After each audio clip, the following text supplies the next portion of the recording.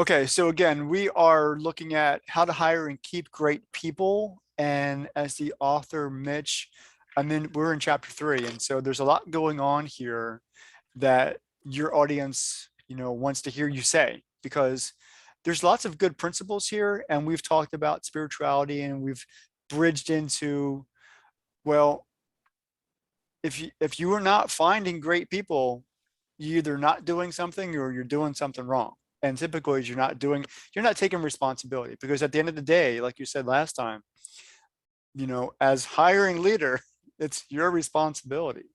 So at the end of chapter 3, and just to go back, let me look at this is when you start talking about developing culture. So the actual title to this chapter is really funny. Well, depending on your perspective. Standing desks and bouncing balls. And that's what it reads. Yeah.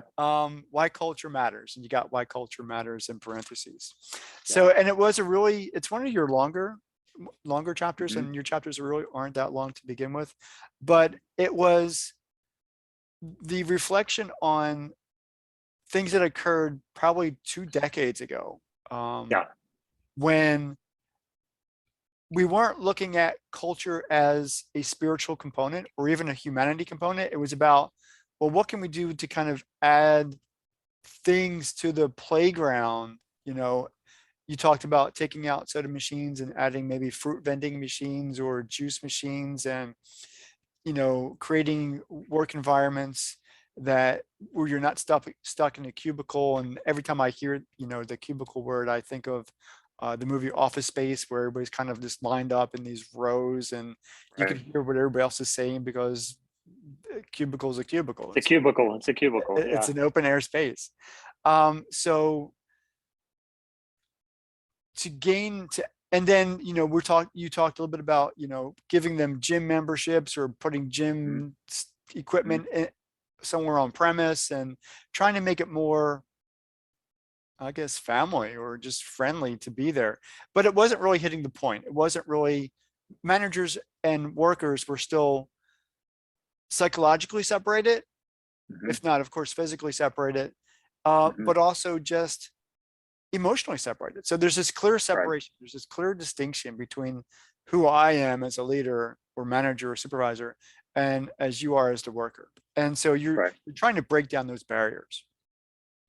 So question number 1 reads like this: when you began your organization or the position that you hold currently, how much time did you spend designing your culture? And so Mhm. thinking about where we were with chapter 2 is, if you're not doing anything, let's start doing something. So, Right.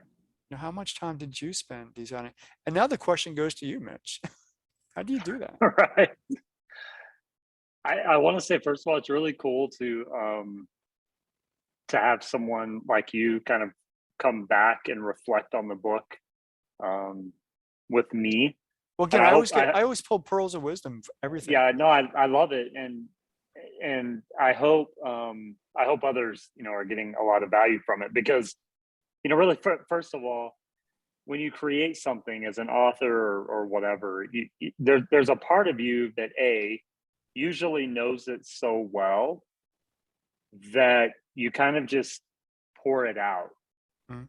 and then you pour it out and you spend so much time with it. I've actually known authors, recording artists, et cetera, that will work on a project and you pour so much into it that they won't listen to the music or read the book.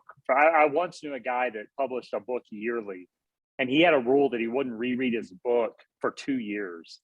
So Oh, he would write, study, research, write, publish, not pick it up again for 2 years. My point to that, and the reason I find this really cool, How to Hire and Keep Great People has been out a year now.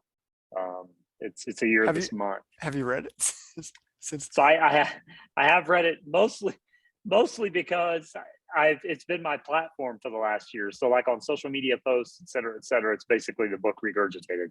Okay. But I've also read it because of creating new content. But I've also read it because of the questions you ask, because I'm like, shoot, if I'm going to get asked these questions, I need to remember what the questions are. But it is a really cool process to go back through and reflect on why I asked that question really 15 months ago at this point. Some of those chapters I wrote 24 months ago. So it's, been 2 years ago in the process. But then B, the interesting thing about being an author is your perception changes. Yeah. And so I've actually read parts of my book that I don't agree with anymore. And so, Do you and that agree with just this happens. part? I do agree with this part, but that just happens. So I want to point that out. But And we're probably going to get to those points. yeah, we definitely will. And Okay. if we were reading chapter by chapter, we definitely would. Because I read a chapter the other day because I was going through to pull out social media content, and I was like, "Ooh, I really wish I would have rewrote that part because I don't like how that reads. I don't like the message I gave. I don't like that part, and that's okay. We're all ever it's where you changing. were in that time. Yeah. Yeah, I mean, shoot, I started thinking about how to hire and keep great people 5 years ago, and function. I started thinking about it 25 years ago, and so a lot of this stuff just changes. But to go to your question about culture, I always, and in the book, I often reflect back to really my first real professional job when I was in high fashion retail managing that store. And the reason I say that was my first real professional job was because it was the first job that I had a real weight of responsibility, from the volume of business to having millions of dollars in inventory, to actually hiring and firing. And that was back in 1998, so we were literally handing out paychecks still. And so when you're a 22-year-old kid, it's a lot of responsibility. And so I reflected back on that experience because it was really my first kind of open door into, this is what it's like to not just be responsible for you and your family, but to be able to empower others. And I never sat down and went, okay, this is going to be my culture, which I think is why I highlight that in the book so much, because I wish I would have known more than all of us do. I wish I would have known more to actually sit down and go, okay, how do I want to live, move, and exist within my little, kind of niche right here. I did take that forward. I remember when I was a lead pastor for the first time, kind of leading a church on my own. I remember spending really the first month kind of going, okay, what presence do I want to have? Where do I think we should go within our community? What impact do we want to make? What kind of speaker and orator and communicator do I want to be? How do I want to make an impact? How am I going to balance this with family?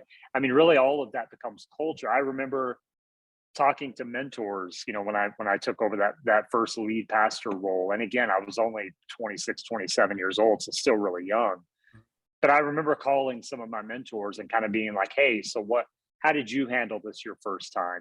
So I did at 26, 27, what I didn't know to do at 22, but I had to do throughout the process. And then I remember the first time, I opened my own business for myself. It was my dad and I together. And I remember us really sitting down and going, okay, how does this product that we're introducing to the world connect with our presence in the world? Are we just selling something to sell it, or are we actually doing something we believe in? One of the commitments that my dad and I made at those early stages is we weren't going to go into debt. Mm-hmm. We were going to bootstrap everything. And that's a major decision for any business, but especially a small business, because you really, unless you have wealth, which we did not have wealth, tons of money in the bank. For us, bootstrapping meant working 70, 80 hours a week, making it, just working through it. I'm not saying that's a good or bad decision. I'm saying that was our decision, but that was a part of our culture. It was a part of our DNA. It was a part of how we lived, moved, and existed, and we knew the price we were going to pay. So to answer the question, I would have to say yes and no. There have been many moments in life that I said, yes, I'm going to take time to design my culture.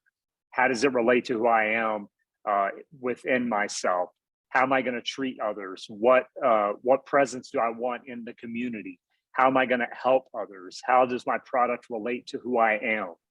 And then there were other moments that I haven't, I don't remember if it was in this or one of your other kind of shows that you do where I talked about the moment, where I went a year and didn't have a job.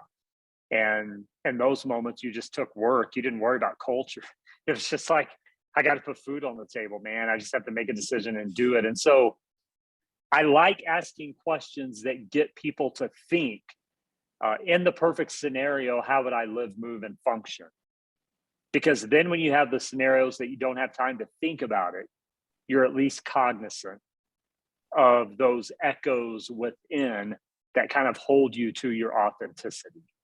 And so oftentimes I ask these big, kind of overarching, expansive questions like, when you began your job, did you help focus on culture? I know the answer is, for most people, no. Why would I do that? But if we never plant the seed, if we never ask the expansive question, because everything I do in life, I believe, starting at the largest vision possible, then working my way backwards. So I turn the triangle upside down. I don't build the base of the triangle up. I start at the top broad and then sharpen the tip of the spear as I work back. And so that's why I like big questions, because if we never ask the big questions, then we never consider the big vision in the little moments.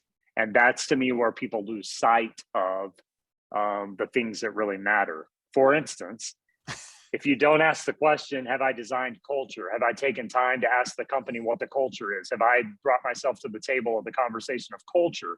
Then when it comes to firing people, you will never get it right, because you don't have the cognizant ability to think about what the culture is and how you want to deal with this person. And that matters. I'll give you an exact example. Personal experience happened to me last week. Okay. The very last person that I call firing through transition.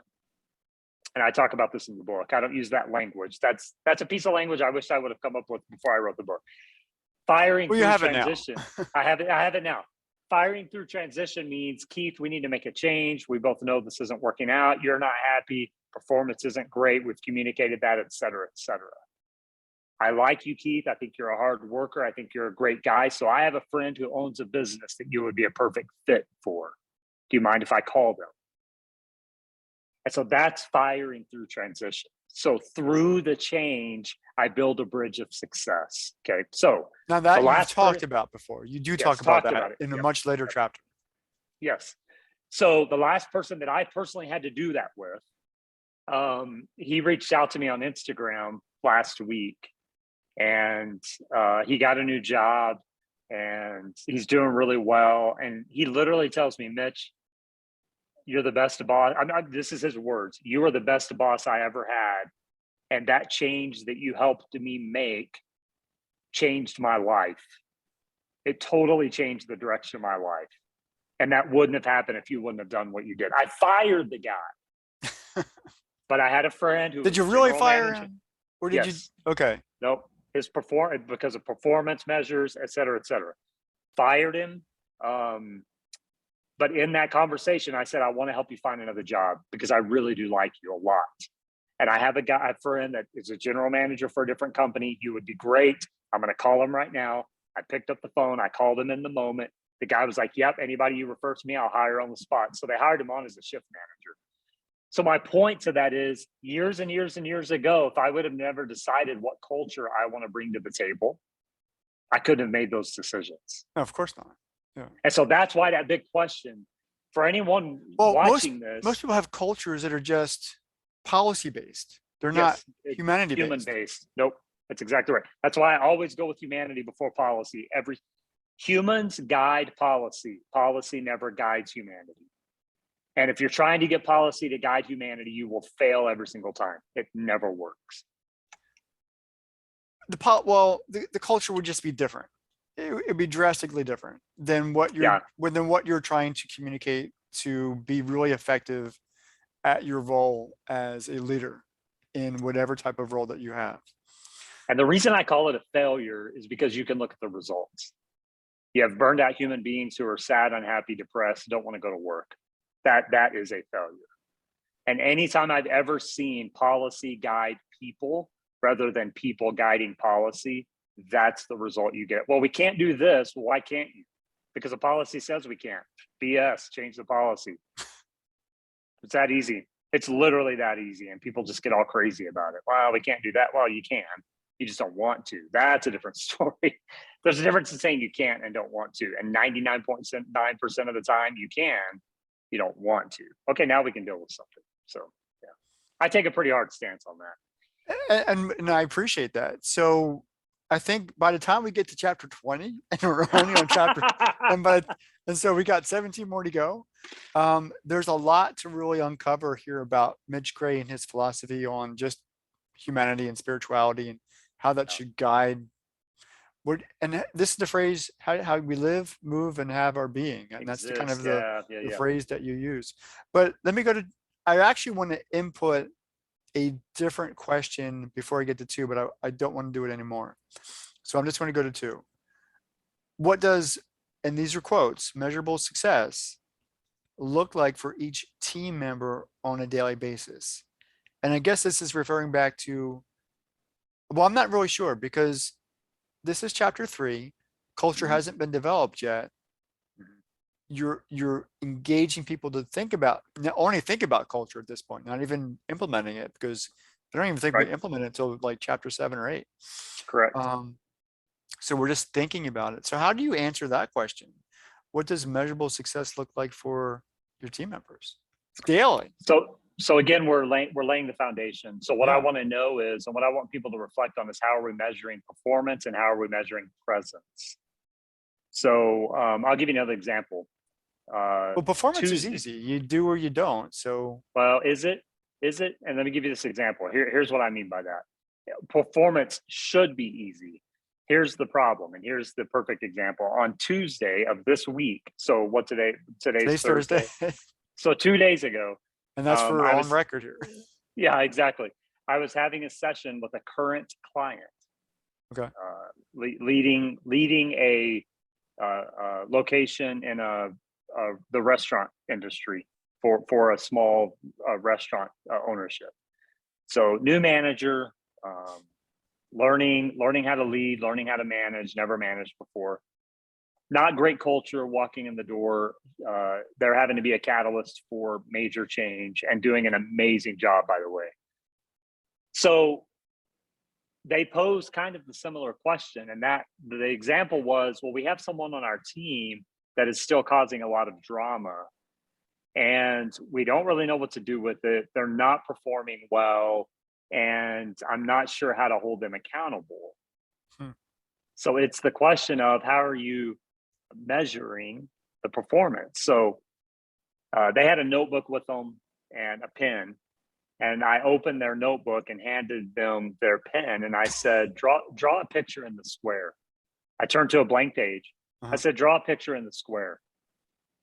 And they go, there is no square.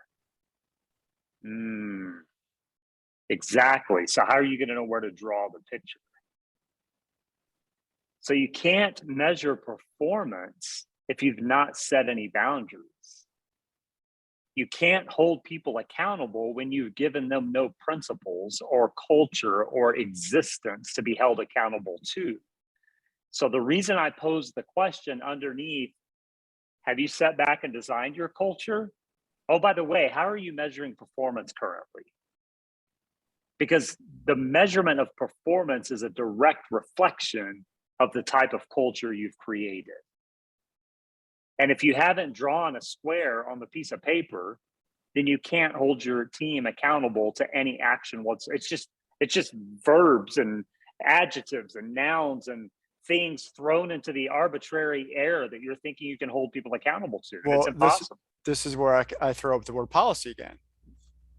Yes. So then that's where your people guide your policy. Your culture guides your policy, because that square becomes the policy. Or vice versa. That policy defines the square.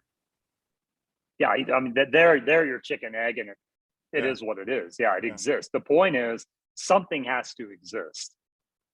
Something has to exist.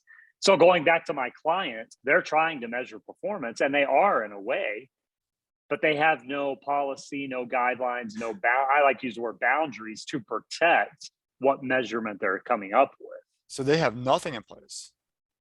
Well, then And again, that's it's true like, for a lot well, of people. well, it is, and they usually do have something in place that is so generic and random that it just doesn't work on a daily function. That's why I say, how are you measuring performance on a daily basis?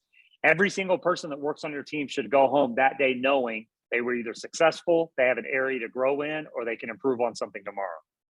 Every single day they should go home knowing that. Now, you want your team to be so adept and have so much initiative that they can reflect on their own and know that that's taking place. But that doesn't happen by nature.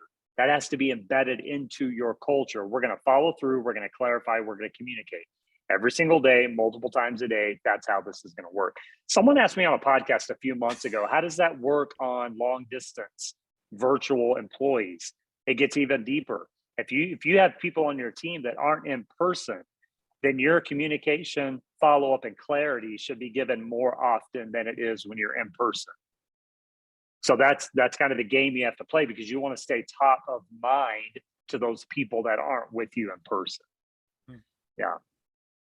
Well, this is where I could always add conversations that we've had offline to what we're doing now online, but I don't think I should at this point.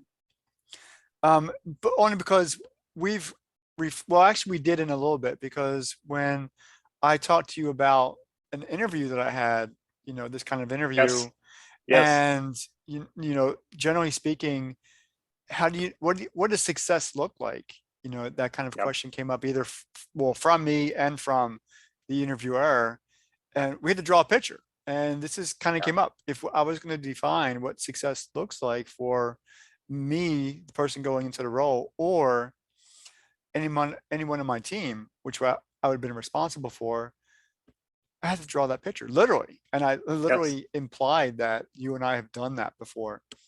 Mm-hmm. Literally creating an ideal image, regardless of what that image would be, and then putting around that image, behaviors, whatever else. My mind's drawing a blank, but all the other adjectives and action words and everything that you want to define what that success would look like. Right. So it's in the sense when, as soon as you said, draw a box, draw that square and put something in it, define what that would look like. Hopefully that's kind of how you may not have done that, but hopefully at some point with that client, they would have learned to think about that in a little bit different way. Yep. Yep. Now, number 3. Oh, believe me, at the ahead. end of that session, she had Oh, well, she had to. There was no way of going around she's that. ready to rock. Yeah, she's ready to rock. Yeah, because you can't leave that on the table, and because it would always be the elephant in the room, and it's sitting there and nobody's talking about it. Yep. Number 3, what is your plan of action for teaching the idea of measurable success? And I think we've just kind of talked about that. So maybe 2 and 3 are kind of coincide. Is your plan to have people draw pictures in boxes, or do you add to that? So I'll go back to something you alluded to. Most organizations do have policies, procedures, performance in writing somewhere. The question then becomes, is it a living document? Is it a document that not only is apt to evolve and change, but is it a document that they're putting into action every single day? And so, that's really where that question is going, is what do you have in play? You could throw in policy, procedures, but really what I'm throwing in is also relatability. What's in place so that people know beyond any shadow of a doubt when they reach that success, they have no doubt they've reached success. They have no doubt where they're headed. They have no doubt on what's happening. And I relate that back to my sports days and my coaching days. And that was, as an athlete, regardless of whatever sport you're playing, you don't want to have to think about it. The worst situation you could be in is if you're in a situation you have to stop and think, because then you're late. You're late. It doesn't work. So you have to practice, prepare, and know enough about whatever sport you're playing and whatever situations you're in that is just second nature. And that's really the approach you want to take with your employees. How can we put them in a situation they know what success is, they know what it looks like, they live it, they breathe it, they walk it, they talk it. It's just second nature to them, so that they can measure that success. And then what's fun as a leader at that point is when your team is that advanced, as a leader, you get to dive into the really deep stuff, like helping them grow personally, helping them grow in camaraderie, helping push them to become better leaders. And so that's really that clarity piece of, is our culture so thick that everyone knows what measurable success is? Everyone has clarity on what we're supposed to be getting done, and everyone celebrates when we do it. That is an advanced team. There's a reason in sports there's one champion at the end of the year, because not very many of those teams exist. And that's the same in the business world. Not very many of those advanced teams exist. And so the push becomes, how can you make your team that advanced? And that's because really your only competition in the workplace is yourself. You're not competing against anyone else. So decide, clarify your picture, your vision, like what you're talking about, decide how you're going to get there, and then decide how you're going to communicate and educate that. When you talk about these things, one company that comes to mind that I think, at least online, shows that they are above everybody else in terms of creating good culture. And I always think of Google. Is it Google or Amazon? I think it's Google. I think lately Amazon. I'm sure it's not Amazon. Okay, I think lately Amazon's gotten some hits, but yeah. Google, with how they create their teams and how they allow them to think and add value and all those kind of things. I've just kind of read, and I'm not specifically verbatim kind of tracking everything that they do, but I hear those kind of things, and I read those kind of things, that it's a good place to work. I don't know if they've made the top 10 list of best places to work every year. I don't know. I'm not tracking I'm not tracking those numbers, but I did those kind of ideas come to mind, that they create this environment that is just fun to be in, and it adds to, I'll even say it, the pleasure of working at the company. It's just fun to work. Totally. Yeah. So I'm going to go to question number 4, not go to question 5, only because question 5 says describe your culture, and that's probably I'm going to hold off on that for a while. Yep. But question number 4, how do you set each day up for measurable success? And I think this is, of all the questions here, I find this the most valuable, because again, every time these questions, for the audience sake, come at the end of each of your chapters. And so either through very strong cognitive ability or by happenstance, and I don't know which just yet, and this book's been out for a while, that the questions literally build upon themselves, and then they build on transition, because you want to get to those points where you're now, if you're really engaged with the book, you're thinking about these things, and now you're ready to jump into the next chapter, at least to find out what it's all about. And just for the sake of it, chapter 4 says the real reason people work. And I like that chapter. I actually do like that chapter. But going back to question 4, how do you set each day up for measurable success? Yeah. I agree with you. That might be the most valuable question of the 4, and then there's the 5, kind of the homework piece. But because that is a real tangible, really you can go back to how do you measure success, and people can kind of ad-lib that answer, right? They can kind of make something up. But when you say, okay, how are you setting each day up? First of all, that connotates that you are setting the day up for success, which actually says everyone else understands measurable success. But really, you're also giving an internal value there, because I think it's really difficult. I think it's really difficult to set your team up for success each day if you haven't set yourself up for success each day. There's another illusion there, something that I'm alluding to a little bit, and that is that you wrapped up the previous day successfully. Well, let's assume that. Let's make that assumption. Yeah. Yes, but setting up the day successfully and finishing the day successfully are 2 very different things. Because finishing the day successfully takes follow through and reflection. Setting up the day successfully takes a little bit of assumption. And so there's kind of an element there that a lot of people may miss, and that is we've followed through and we've been reflective. So we've learned what we needed to learn, we've celebrated what we needed to celebrate, and now we're on to the next day. I wrote an article in the Humans of HR. It's been a while back ago, actually, but it's setting up your employees for success on Monday, Friday. Oh, wow. So you're actually setting up your employees for success on Monday by actually getting them ready for Monday on Friday. And so it's a real visionary look into what does success look like, how are we going to measure it, and how are we going to set it up, and more importantly, how are we going to follow through. And so, and I do that personally. You know, I have my project list that I've designed personally, and I print these off at Office Depot because I like it. And it has reflective pieces, and I have my 4 or 5 action steps each day, and I reflect on those. And then before I finish the day, I get my day set up for the following day, so that if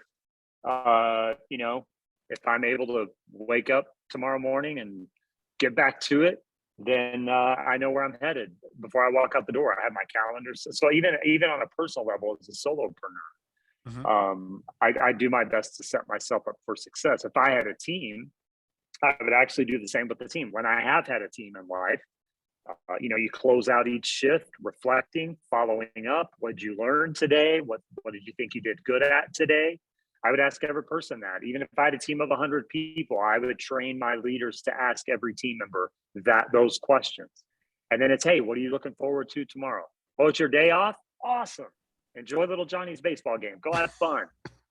Oh, you're going to be in? What project are you working on? So it's just that constant communication. And you can see if leaders are constantly communicating that, documenting that, celebrating that, it's just like I told that client I was telling you about, she hasn't even been at it a month and has totally changed the culture. I mean, it's palpable. You can walk in the door and feel it from what it was a month ago.